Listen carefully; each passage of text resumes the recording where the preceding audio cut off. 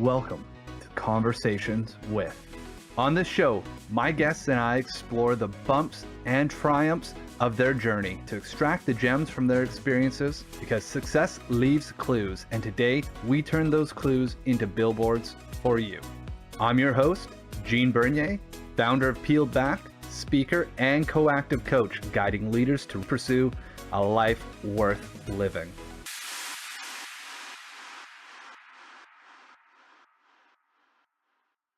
Hey everybody, welcome to episode 125. Today, let's meet Mike, a devoted husband, stepdad, a proud grandfather hailing from Kelowna, British Columbia. As a seasoned financial professional and the voice behind two podcasts, HeCast, the official podcast for He Changed It, and the Letterman Podcast. Mike's on a relentless pursuit of personal growth, always eager to chase his dreams and uplift those around him. Mike, thank you for being a guest on the show once again. Gene, I love you, brother. That was a very sweet thing to say. We're all stumbling forward in the things that we're doing, and when putting it into an intro like that, it makes it sound. Gosh, thank you very much for those words. I appreciate You're that. very welcome. Just accept it all, brother, because the things that you're doing, even before we got on to recording today, is just the journey you've been on is phenomenal. And the things that you've stepped into bravely. And this, I love the part where it was like that relentless chasing of your dreams. I Yeah. feel like there's a big theme there to talk about that we were just unraveling. And I hope we get to really pull the paper off it today. My wife is building. He changed it. Men's mental wellness app.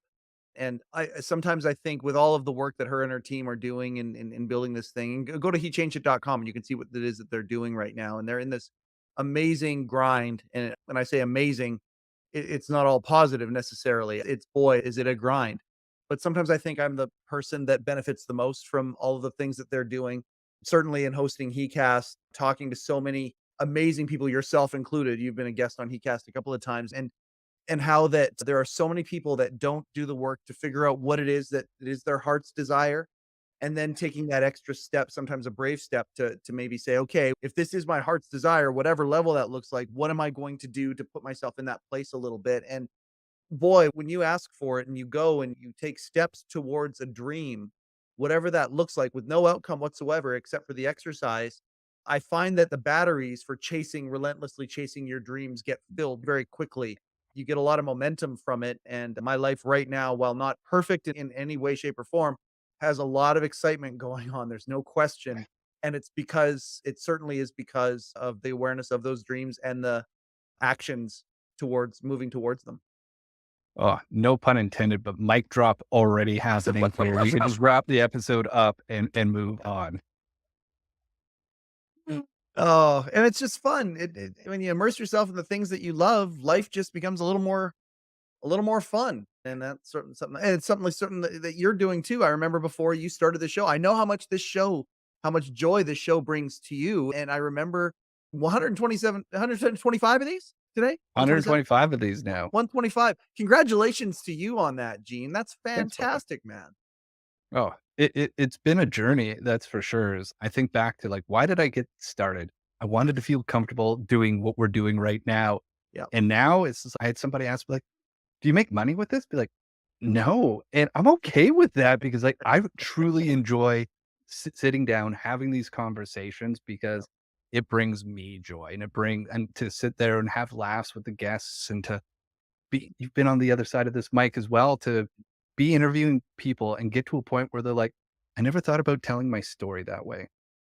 Like to me, like that is a compliment that has landed. And it's just, I Yeah. get to help somebody unravel and not just be like, here's my formula. Be like, cause you're asking different questions and hitting at it and being genuinely, authentically curious with that person. Yeah. Whew, what a gift for them to have. And I didn't even realize that was something I was growing into on this journey. It's so funny. I just finished an episode of the Letterman podcast not 20 minutes ago. And the gal who was on she was an assistant to one of the directors of Late Show with David Letterman for a long time, and not somebody who was in front of the camera very often at all. Sometimes Dave would use her for little bits and things like that. She'd wear a bunny suit or she would do something, but she mainly was behind the scenes entirely. And the thanks that she gave me was eerily similar to what you just said, because at the end of the day, I'm shedding light on this family that was part of the what we call what our show calls the greatest body of broadcasting work in history, that of David Letterman and company. My and they were a family, and the stories behind the scenes are just they're fantastic stories. And they're stories of people developing themselves and finding themselves. Almost every person I talk to talks about their time working at that show was what Amy's words today were a seminal point in my life. That's how she put it. But she has no outlet to it. She's like, I try and tell these stories to my kids. I try and tell these stories to be so someone comes along who actually has genuine curiosity. And it's funny, men, we talk about this in marriage, two ears, one mouth.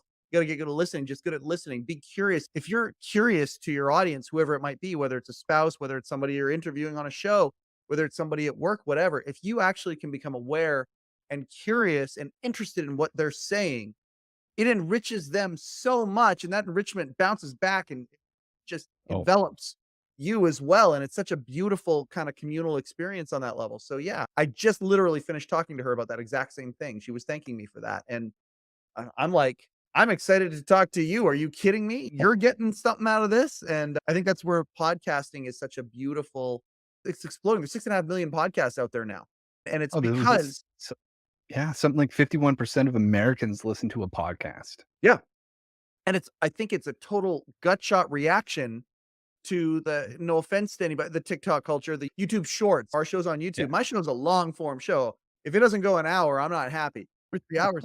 But the culture is saying, "No, we want sound bites. We want 30 seconds. We want 90 seconds. We want, just little punchy type stuff." And I think that what you and I are talking about here is the biological or the natural emotional, whatever it is, reaction to what we really want, which is long form, which is to be heard, which is to speak. And But that's a I hear beautiful you say that and compare it to, like, contrast of the attention grabbers, the shorts, yeah, marketing, they're sure. great. They spark up something, and the old saying used to take, like, 11 touches before somebody was, like, gonna give you their full attention. Yep. But the beauty of what happens when we get into these long forms is what I hear is that it's conversation, it's relationship. Short form, instant gratification, boom, I need a little dopamine kick. We're gonna get that where you're coming into these long form is this is a relationship. You're going to actually get in, peel the curtain back on what is happening from the solo person or somebody that's interviewing somebody interesting, like I get to do here today. And you see how this evolves. And there's a component of, wow, that's two people in relation right now. Yes, I could not agree more. And it's funny because you and I get the bump immediately about this. But as a podcast fan myself, the reason I wanted one so badly is I worshiped David Letterman as a kid from a broadcaster standpoint. But the idea of being able to have some sort of a venue to exercise some of these gifts just simply did not exist. But now as podcasts and the internet and all of these amazing technologies have converged, it's just like when a book that was Greek is now translated into English and everybody can enjoy it. Like it's this the door get Yes. kicked wide open. You and I get the experience, but then so too do the listeners because I get the experience when I listen to some of my favorite podcasters talk to whoever their guests are, or if it's a show, just listening to each episode as it comes out. I get that same rub of emotion and connection, and it's a beautiful thing. Oh, within that translation from Greek to English, it's almost like we get the gift of being the Rosetta Stones of saying, here's what they're saying outside of here, and here's how we're going to translate that back for you to enjoy it and listen to along with us. Yes, could not agree more. Could not agree more. Oh, so much already. We're only 10 minutes in. This is going to be a great show. So you mentioned the Letterman podcast. Yes, sir. Let's talk about this journey of become. So you were first the goes HeCast, part of the He Change It network. Was that your first step into doing this type of broadcasting? It was, and it was because it was a service to my wife and her team, because at the end of the day, you got this startup, the idea for an all-in-one men's mental wellness app, which is what her and the team are developing here, and I said to her, I said, "Obviously doing it out of the house, no investment or anything like that, and it's okay, we're just stumbling forward," and I said to her, I said, "What are you doing for any outside marketing of any sort or getting messaging out there?" And she said, "Nothing. We got nothing. We got no budget. We have nothing." I said, "What would a podcast be helpful?" And she said, "Absolutely." I said, "Okay." And it's something that's always been inside me that I've wanted to do. And so it was, okay, I can help my wife out here and I can learn a new skill at the same time. And at the end of the day, I if I fail, it's gonna be a learning experience. It's one of those things where it's okay, it's Mm, not a bridge too far. I can take the chance to right. do this. And I got some it turns out I have some chops at this thing. I'm actually pretty good at it. And so you don't know that at first, right? I mean, there's sometimes somebody comes along and they are magical at something right at the very beginning and it just comes right to them. But most people, including some of the giants of this world, Michael Jordan, was not a prodigy athlete. It was through hard work and dedication and skill building that he became the greatest or in the conversation of the greatest. You don't know it until you try it. And I think so many people are afraid to step up to the plate and actually take a swing at something, but the perfect chemistry or alchemy of events led to it. That's where HeCast started. And then the Letterman podcast, as I mentioned earlier, I'm a huge podcast fan. I'm also a huge David Letterman fan. And I've been waiting as a podcast fan for years for the Letterman podcast to come out. Oh, there's one about Johnny Carson. Conan's doing his thing, and all these other people are out there. But there's nothing about Letterman. And that's the one that has my heart. Like, I love Right. that production. And so I had yourself included, by the way, on HeCast, I've had so many life coaches and counselors and different folks who enjoy helping people who talk about this idea of being authentic and vulnerability and taking a chance. If you're a guy who loves hockey and you're in your 40s or whatever, you don't have to go try and play for the NHL or think of success. Going out and playing in a beer league is actually going to scratch that itch and it's going to create enrichment for you. Yeah. Guitar, if you're a musician, taking a few guitar lessons and getting a 3 chord pattern is going to bring a lot of fulfillment. It's going to scratch itches. It's going to turn life from black and white to color. Pick your favorite analogy. And so hearing these messages from people like you and other guests on the show, I was thinking to myself, man, I'd be a hypocrite promoting this idea if I didn't do something on my own. And so I had Right. made some friends with some people who worked for Letterman. And I said, okay, you know what? I'll give it a shot. No outcome whatsoever, except for the excitement of talking to some of the people who worked for Dave and asking some questions about the show. And after 7 or 8 episodes, something started to happen, and I did not plan for that. I didn't plan for the fact that it would start to get some momentum to it, and people who work for the production are pretty excited now about it. They're a very closed group, but when they realized Yeah. that I was somebody they could trust, it started becoming a thing, and now it's turned into Gene, I swear to God, in the last year and a half, I've probably had 15 to 20 pinch me moments that as a 25-year-old, if you would have told the 25-year-old version of myself, okay, Mike, when you're 47, this is going to happen. This is going to happen. This is going to happen. Probably 10 moments where that 25-year-old would have said, I'd give you my right hand to have that happen. Right. And all of these dream come true moments have happened just from stepping out and trying something new that is aligned with my absolute heart's desire. I'm so Would grateful. I'm so grateful. Like, I just can't yeah. believe some of these things that are happening. Well, brother, it's incredible to hear that and see this transformation for you and stepping into it.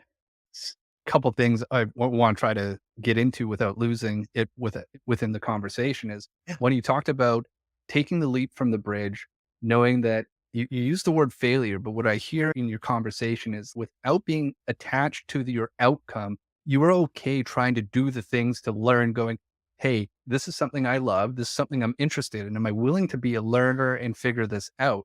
Yeah. Was that something that came naturally, or was this a byproduct of additional lessons leading up to this point for you? It's a great question, and the answer is both because I think that a lot of time, if anybody person who's listening to this has ever been in any part of a coaching class or therapy or personal development of any sort, you probably have heard the phrase, "You're either winning or you're learning." Mhm. And so there's that logical kind of textbook version, fortune cookie advice of that people have heard and but then there's actually experiencing it and taking that from black and white on a page or and turning it into color? The answer is certainly both because um, in doing something with no outcome except for the process itself, it's so freeing. It's Mm, so freeing, and you get better at it, and you get momentum, and it turns into something or something else, or you've learned something. And because you had no outcome attached to it, the result that pops out is the result that pops out. You're winning or you're right. learning. It's the exact same thing, but it's that in practice rather than just a principle where you're trying to soften, oh yeah, I'm either going to win or I'm going to lose or I'm going to fail. and I'm just going to soften that by changing it to winning. You try and logically work your way around. No, it's legit. If you have no outcome except for the process is the outcome.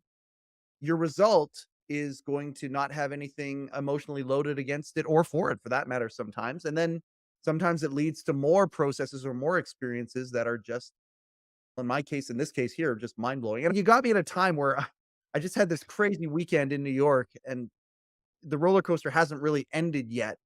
And so I apologize if I am Letterman podcast No, focused right now, but I'm literally bring it all here oh, no, okay, I because appreciate that. yeah. I'm literally So in the midst let's of share a like little bit about what this roller coaster looks like. Is Mike was invited to be part of the retirement party for Rupert Lee. I'll let you tell the Rupert story G. here. Yeah, no, Rupert G, the owner of the Hello Deli.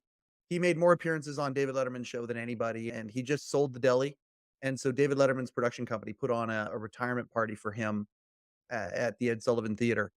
And the night before I went and saw Colbert, I had an interaction with Colbert. Turns out he likes my podcast. What? And then that next night at the party, I got an opportunity to speak just from my heart about how much I love Rupert. And they put the event on their YouTube channel and they didn't cut me out of it. They put me into the actual event itself. And so I can't believe this is happening. Yeah. So yeah, pretty crazy. When you have these pinch me moments, Yeah. what's happening inside of you? Like we talk about the logic of it, but let's bring that emotional load to light. What is the color that's happening in you? They're different. Some of them are eerily calm and some of them are just like you are surfing the biggest wave you could ever surf, or you're skydiving, or you're bungee jumping, or whatever. The Colbert one was a complete. So with Colbert, what happened was we were guests of CBS because I had some friends who worked for Dave that now work for Stephen Colbert, and so they got us into the VIP section, and they told us in the show prep that Stephen's going to come out and he's going to ask some questions, and I thought, oh wait a second, okay, I'm going to use this as an opportunity to see if I can ask some questions about David Letterman because Steven Yeah. took over for Dave. And so I immediately knew what was going to happen. I'm a big manifest guy. And I looked at Candy and our friends that were with us and I said, okay, I'm asking Steven a question. And there was no doubt in my mind that it was going to happen. It was like it had happened already. The moment Steven came out, does anybody have any questions? I was this. Yes, sir. I stood up. Like it was like I knew it was going to happen. I don't remember very much of it. Candy had to remind me of some of it. So clearly something was happening with my mind where I was somewhere else. Yeah. But I do remember saying, "Hi, Steven. My name is Mike Chisholm. I'm the host of the Letterman Podcast." And Steven looks at me and goes, "Oh, yeah, I like your show. I listened to your show with a certain guest who works for him a few Yeah. weeks ago. He goes, I listened to that show. I really like your show." And then we had this dialogue, and that part, I don't really remember the rest of it. I was Yeah. somewhere else, eerily calm. Yeah. The next night at the theater for Rupert's retirement, and when I was told when I was going to speak and whatnot, I got terrified because the people I was speaking for in front of are all of the people who made David Letterman's show happen, from the lowest to the low, right up to the all of his executive producers essentially were there. And I was terrified doing it, but I just spoke from my heart. It came from down inside. I spoke completely 100% authentically, and it worked out really well. And of course, I'm still riding the surf of emotion and adrenaline. Even 5 days later, I'm still riding the high from that. So it's I find that both, to answer your question in a very long-winded way, I apologize. Yes. Very Deserves the you get space. both from it. Yeah. Let's unwrap the thing we were talking about beforehand is what I Mhm. hear from all this is part of that process is boldly asking for what you want. Is step one, clarifying what it is you want. I hear that from you say, I detach from the necessary outcome. It's either it just is, but I attach to the process of being in it. But there's a clarity that comes from that. And then there's also a willingness to say, like you said about standing up on the Colbert shows, I'm going to do this. Yeah. I'm I gonna ask want to what I ask want. this Yeah. question. And assume that I'm gonna get what I want. I think in this world, there's a lot of people that I've run into.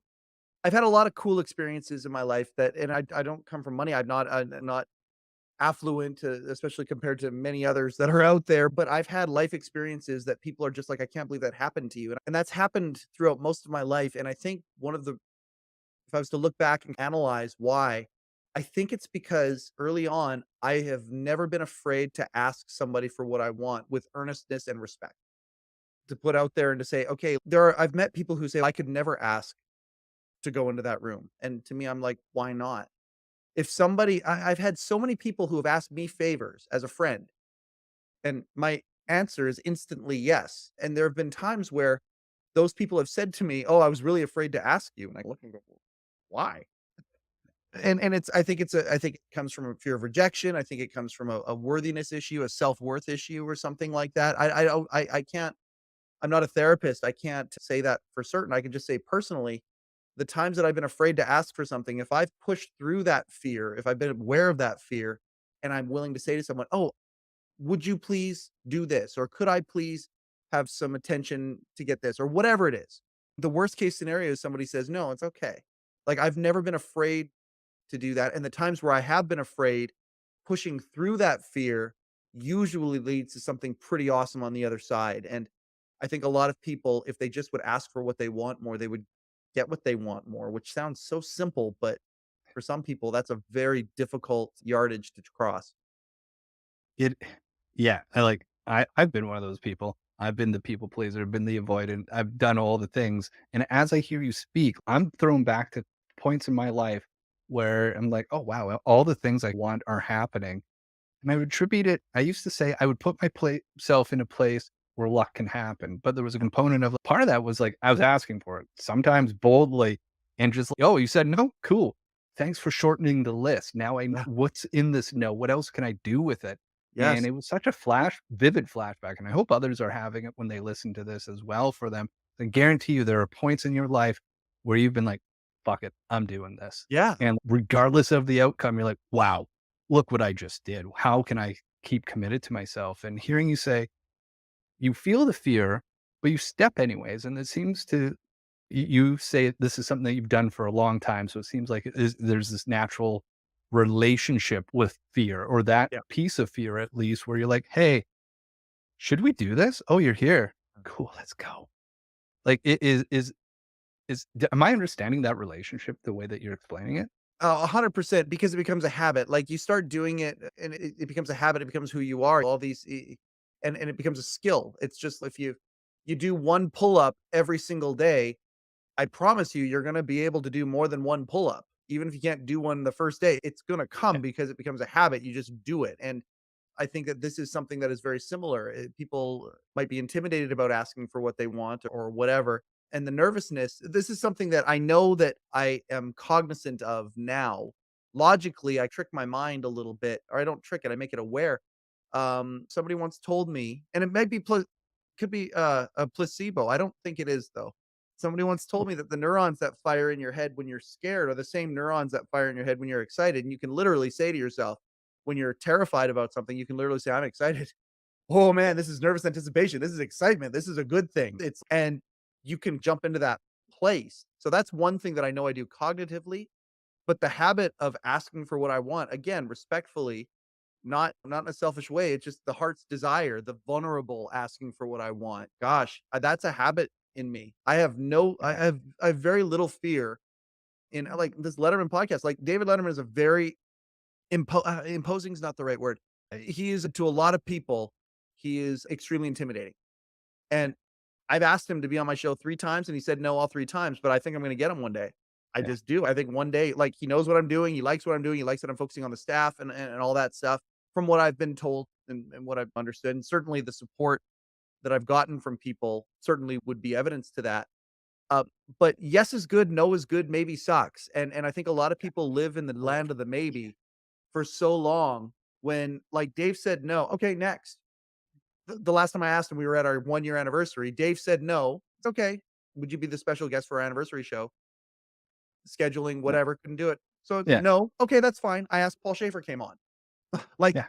but if I would have just sat there for a week deliberating whether I hit send on the email to Dave in the first place, that would have kept me so far back. But the moment I get a no, it's okay, great. Let's move on to the next thing. No problem. Yeah, like, delineate between the yes and the no. There's actually no delineation between them. Like, you have resolution, you have an answer, you can move, that's data, that's information, you can Yeah, now take action. That yes. land of the maybe, the what ifs, the should I's, the shouldn't I's, that's that place of procrastination and, like, anxiety and depression, like, Yep. all those things. It's just you ruminate in your head going, "How can I deal with all these outcomes?" When it's just like, "You know what? How about you find out what bridge you need to cross, then figure out and trust in yourself that you know how to cross bridges and go, oh, I have to cross this bridge. I Yes. trust in myself to cross it, but I can't get to it unless I hit send right now. That's right. Maybe uses up a lot of RAM in your head. There's a Yeah. lot of resources that are used up when you're in a place of indecision. And I think if people would maybe become aware of that, myself included, by the way, when I'm living in the land of the maybe, sometimes I'm completely unaware of it.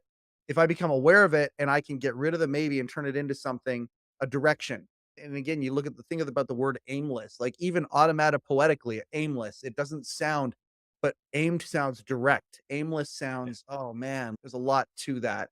But when you're aimed, you're going in one direction. And I think that yeses and nos and getting to those places certainly are a part of the secret sauce of life, I think. There's a velocity to being in that direction, going, this is where I'm going. I don't necessarily know what the end goal is. And I think that is okay in itself in the way that you're describing it is I'm going to create a podcast. I'm going to do this about the thing I love. Yep. I'm also open to the serendipity moments and all the greatness that is to come from this until I no longer want to do it. Yeah. And then all of a sudden you're like, okay, cool. I don't want to do this anymore. I'm going to wind it back. Yeah. And all of a sudden, there's no deep connection to saying, "I'm done." It's not a failure. It's like, "I did this thing. I'm now opening up this space, this resource, my" you said mental RAM, to do the next thing. What's the next thing? Yep. And that's surfing life as far as I'm concerned. And Mhm. when you're surfing life, it feels so good. But when you're looking down at the board and you're jittery and all that kind of stuff, it can be so hard.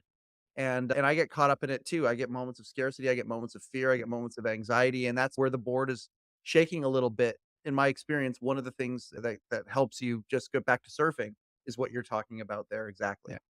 Yeah. This is get back up on the board, be on the board. Yep. And same thing. It's like different metaphor, but same idea. It's like teaching my kids how to ride their bike. Yep. When you're teaching somebody to ride the bike for the first time, their eyes are at that tire and they're all like hands waving everywhere, going, I'm going to fall. And it's just like, Yeah. look up. Is just that was the message I kept telling them. Look where you want to go. If you're looking at the ground, you're going to go to the ground. If you're looking at down the road, you're going to go down the road. I don't know. Just try. I've Yeah. got my hand here. Try it. And then all of a sudden you let go and they're looking up the road and they do it. And as soon as they let that default fear going, I got to look at the ground, you hit the dirt every single time. Same thing with your metaphor being on the board. You're looking at the board, not at the wave. You're riding the wave, is Yeah. what you're really doing. The board is just your vehicle to do it. So, how do you actually want to ride that wave? And I think that's a within even in that piece there's whatever one of these metaphors you're going to take with you from our show today is remember that's the vehicle and it's actually the wave that you're riding, not the board. Oh, yeah, I couldn't agree more. The times that I get gripped with anxiety or the times I get gripped with fear or whatever, I'm focusing on the process. I'm focusing on the what if. I'm playing the what if game wrong. What if this happens? What if this happens? As opposed to if I'm just standing up and doing the things that I need to do and momentum gets created from that and then the anxiety starts to alleviate and all of that kind of stuff. That is a perfect analogy for that. Stop looking at just that, look where you want to go, move in that direction, and some of these things that you're focused on just they take care of themselves. Almost like every single time, Yep. like Yep. more often than not they start to take care of themselves because you're doing the work and you're putting the work in to get where you want to be with it. Absolutely, and easier said than done, by the way. Sometimes that's a really hard it's really easy to talk about that right now, but the next time I get gripped with something, I'm gonna go back to this conversation as an anchor and say, "Okay, that's what I know I need to do, even though Yeah. right now I feel like I'm in such the fog. I've gotta look up and I've gotta step blindly forward," and there's a lot of people out there who are in fogs right now during these times that we live in, and moving forward is harder than it's a difficult thing to do, but it's the right Yeah. thing to do because it does create momentum. There's also a component of a glimpse. I think people overestimate the power of having a glimpse of where the dot is on your horizon. When you're in the fog sometimes and you're looking down, you're probably moving too fast and you Yep, can't see where the hell you're going. And if you slow down and you get a glimpse of where that dot is you need to go, yep, you can start taking steps towards that in a much more confident way, going, I don't know where I'm going. Be like, I have this way. Okay, yeah, I can do this way. Let's go this way. And I think what I've learned from coaching and working with people and having others on this show is when they stop holding on to it has to be a perfect destination and going, this is Yes. where I want to go. It feels right. It has all the right pieces. I'm going to let go of I am a learner. I back in your podcast, starting your podcast, it was your first podcast. Yep. You were saying, I'm going to get better at this. No one expected you to knock it out of the park.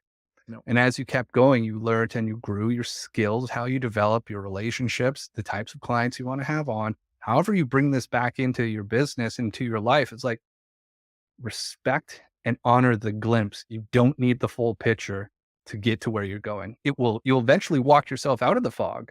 But Yeah. if you don't stop and pause and go, oh, I got a glimpse, that in itself is power. Absolutely. Yeah, you won't even notice it. And that's the thing, Yeah. like, sometimes you don't even notice the good things that are happening around you because you're so hyper focused on the what if or whatever. You're not even gonna notice that glimpse, and so are you aware and are you open to saying, "Okay, I need to take a step back and step into that place of awareness so you can even see the glimpse in the first place." I Yeah. think that that is a fantastic way of putting it and something that I need to remember myself when I'm in those places. We're talking about it here. We both still fall victim to those things. Sure. Oh, We're 100%. just human, and Mhm. everybody that's listening or watching, you're in the same boat with us. Yeah. We've all got our own race to win in our lives. We're all getting to the same destination at the end of it. Be like, why don't we actually have a little bit of fun along the way? Why don't we enjoy it and maybe give ourselves a little bit of grace to go, oh, I don't have all the answers. And it's actually my job to find out all the answers for my life. Not Yeah. somebody else's, not anybody else's, but what are the answers I want to ask to what Mike's saying? If I'm willing to ask it, am I willing to get the answers? Here's the next thing, Mike. Mhm. You're being bold, you walk hand in hand with fear and you ask for what you want. Sometimes, is there points, times when you've asked for what you want, you're like, holy shit, I got it. Okay, I got to get reset and step into it. What's it like when you actually get what you want and that slight discomfort going, oh, it's here? All the time. I read a book, a while back called The Big Leap, and in The Big Leap, it was talking about somebody who's making a they're making a move in their life, they're moving forward, and they were walking down a street. They saw a jewelry store, and in the window of that jewelry store, they saw a watch that they really wanted and one that they could actually afford. And they looked at it and they were thinking about it, and then suddenly their mind went back to the place of their previous self and scarcity. "Oh, no, you can't buy that watch, you can't afford it, you can't do this." And they actually started thinking about other things and it was a chain reaction of negativity. And that happens to me constantly when I'm trying to level up, when I'm trying to stretch out of my comfort zone and create a better, bigger comfort zone. And then something major happens. And it's almost like we have this. I don't know if you subscribe to this gene in your coaching practice, but I met a life coach once who talked about the idea of the saboteur and how there's a saboteur there. And it's that this other stuff is starting to happen. And you're like, great. But then the saboteur comes in and just automatically wants to blow it up somehow or get in the way of it or take the shine off of it or whatever. And I found for me personally, whenever one of these amazing moments happens, and I probably had 8 of them this last weekend, like just crazy things. If I take a second and I breathe in deep and I think about how grateful I am for the moment, and if it's a holy shit moment, I'd be grateful for it. Wow, this is happening. Can't believe this is gonna happen. And I try and keep that if and again, awareness comes back to awareness. If I see that something comes in, "Oh, yeah, but you still haven't filed your taxes from last year. You're a little late right now," comes into it. Yeah. Yeah, but you know what? Thank you, mind, but I'm gonna let you go at this point. Thank you, saboteur. I'm gonna let you go right Yeah. now. I'm gonna just immerse myself in this that's happening and see what happens after that. That is a logical step that you can take that for me personally that I take because sometimes when you get what you want, it's like you don't enjoy it because other things come up to it and you can't just be present in that moment. And that's where presence, I think, when you're getting what you want, turning on that mental video recorder, because this is a core memory potentially Yeah. that is happening, is so important. Being present and being grateful in that moment, and you keep everything else away. Give Yeah. yourself that. You owe yourself that no matter where you are, whether it's a promotion at work, whether it's a date with a new person, whether it's whatever it is, when you got a great deal on a new vehicle or a great deal on a new watch or an outfit or whatever. If you can be present and enjoy that and be grateful in that, I think that can create momentum to keep that kind of other stuff away. So I don't know if that Oh, answers the question 100. or not, but yeah, Dude, sometimes when you want interesting things it happen. hit it right here because You said what you've just described is literally the workshop I run next Thursday called The Conversation with Your Saboteur. And it's Mhm. We didn't pre-interview this, everybody. we did This is not a pre-interview this. thing. So I'm holding for those that are listening, I'm holding up the printed version of draft or version 2.0 of A Conversation with Your Saboteur. Oh What my Mike is god, talking about is hilarious. 100% is it's there's a mix of saboteurs show up in everything that we do, and it's a big part of the coaching work because it's always there. Actually, mine dress up like Beetlejuice and the Joker sometimes. I also have another one I call the Troll, which kind of describes what you were talking about. Yeah, The Troll stands in front of the bridge that you want to cross, going, you got to pay the toll. You can't get, and it usually comes in this place of you're not enough.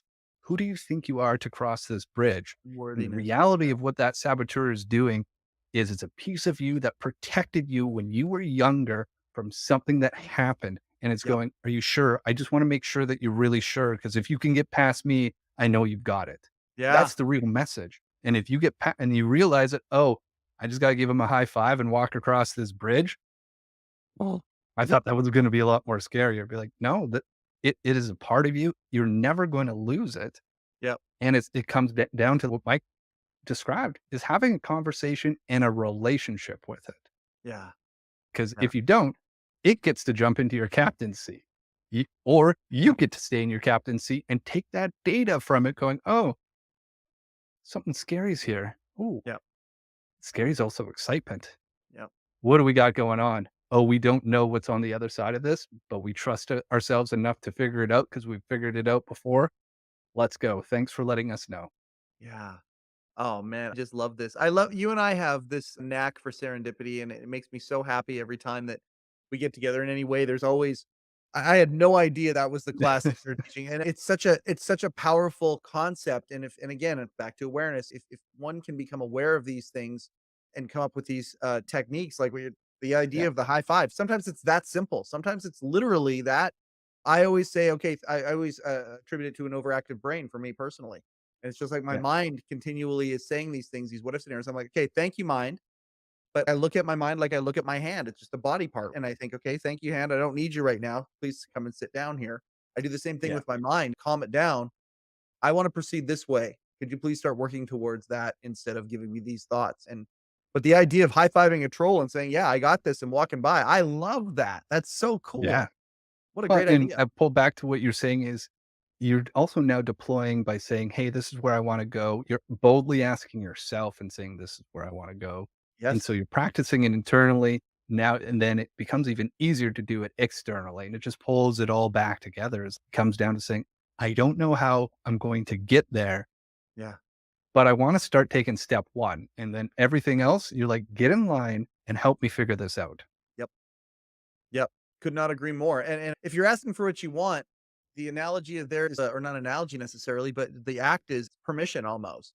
It's Yeah. permission. And you're asking somebody permission, yes or no. Okay, that's fine. But are you giving yourself permission to do that? Are you finding this goes back to that Yeah. worthiness thing? I don't know if it's worthiness or just enthusiasm. I go back to my example with I'm a huge Los Angeles Kings fan. Just gigantic. And in 2012, we made it to the Stanley Cup Finals. And I just looked at Candy and I said, I have to go. And she goes, you have to go. And I went with I had no hotel booked or whatever. I got the tickets, went to the Stanley Cup Finals. I ended up at a party on top of the Staples Center. It was the Staples Center. It's Crypto.com arena now, but the Staples Center with all of the LA Kings alumni, and there's Wayne Gretzky, and there's Luc Robitaille, and there's everybody there, and I'm there. I had never been to a Kings game in LA before, and I sat down beside some season ticket holders who had been with LA all the way back to the purple and gold Yeah. year. And I told them what I had done, and I stole a cushion with the Kings logo on it and everything. And they're like, "Where'd you get that?" And I told them. And the one guy says, "I've been a season ticket holder for 20 something years, and I've never had anything like that happen." And it's just a matter of do I have permission to when I see that party happening to say to somebody, "Hey, what's going on here?" The guy I asked happened to be the president of the LA Kings, and I didn't know that. And he said, "This party's for you too. Come on in with me, buddy." And he brought me right in there. And it was like, Yeah. okay, are you the type of person where you would have give yourself permission? I asked him, he gave the permission Yeah. really easily. I just walked right in with him. But Yeah.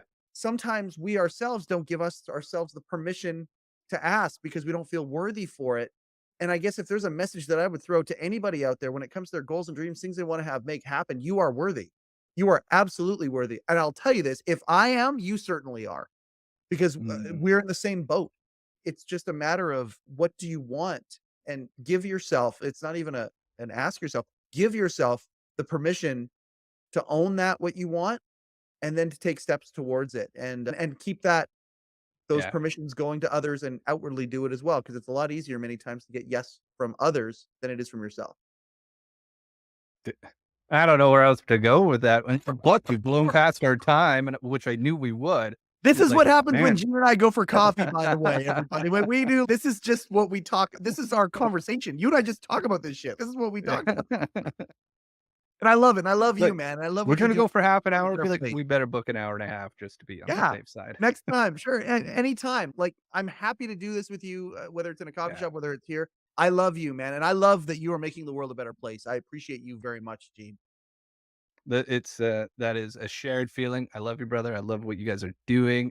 Your journey, how you're sharing it, and how you're uplifting others and sharing their message. I think that's the biggest piece of being in service. And today, what you've shared is there's so many mic drop moments that and we're going to turn that into some kind of pun for this episode. I know it. But they're innumerable. It's just, wow, this was a full show from 10 minutes in and Yeah. beyond. And just the places that you've taken us and shared.